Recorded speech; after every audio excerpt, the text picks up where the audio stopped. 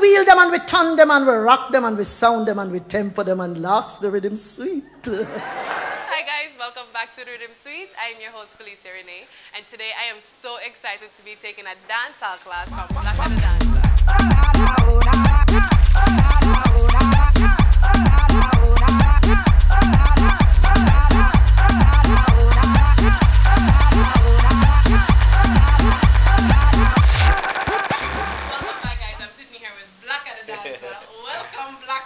Thank you. Welcome, Phylecia. I'm Blacka from DiRiddimSweet, and I'm sitting here with Phylecia the dancer. Welcome. So listen, let's start out with the name. How did you get the name Blacka?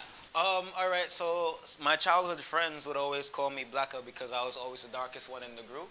So that's how the name Blacka came about, and the dancer actually came about on Facebook because, you know, on Facebook you need a first, middle, and last.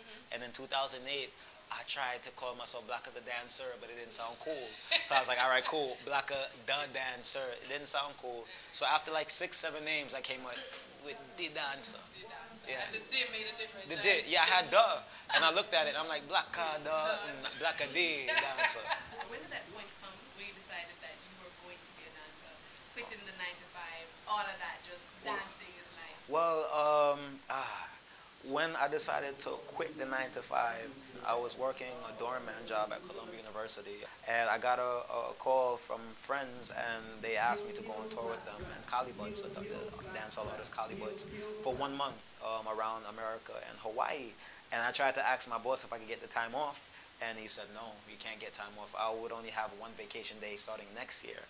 And I had to make that decision if I really want to try this thing. And I actually just had to one day send a resignation letter to my boss, and I quit a lifetime job for a 1-month tour.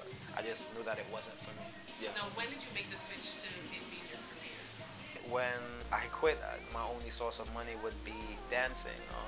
I was on tour for about 1.5 years with Calibuds, and then because of a disagreement, I was no longer on the tour.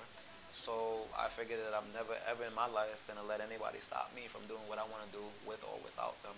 So I planned my own tour, and I contacted everybody that would even possibly think of booking me. And I started in LA, and I did about six countries through Europe, and at that point I figured, you know what, this is what I'm going to do, because I love to travel, I love dancing, but more importantly I love meeting people.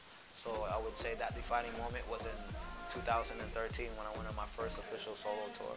How would you say your Caribbean roots have influenced you dancing? Well, everybody knows that Caribbean people are the most talented dancers in the world. So, you know, it's kind of hard to escape that waistline. And dancehall is all about the waistline, you know. So, of course, my family is from Trinidad, and I've grown up whining to soca and calypso. And of course, my mother would always listen to Pauper's music from Jamaica and listen to everything old Dennis Brown and Barrington Levy. And so being Caribbean, it's almost impossible not to have that urge to move. Now, a lot of people do not know, like I assume that you were Jamaican, because it's the whole dancehall influence. Now, where is that influence coming from? New York City. New York City. New York City. I mean, dancehall came in Jamaica in the 1970s, and it came to New York in the 1980s. Why do you love dancing? There's no other choice for me. Like, for me to say why I love it is so unexplainable. It's, how can you listen to this music and not smile and not enjoy life and not shimmy, not move your shoulder, you know, not tap your feet? In order to love dancehall, to me, you have to love reggae. You have to love where it comes from. You have to love listening to some Barrett, to some Barris and some Barrington, and listening to some Bob and listening to some Gregory Isaacs. You know, you have to love that, and then you have to love listening to the dancehall music. So you have to love the music before you love the dancing, because that inspires the dance, and the dances are created from the music. You know, it's fun. My class is amazing. I love teaching. I love dancing. I love spreading the knowledge of dancehall, the knowledge of Jamaica, the knowledge of the Caribbean, the knowledge of being a dancer, you know, so I just always have a great time.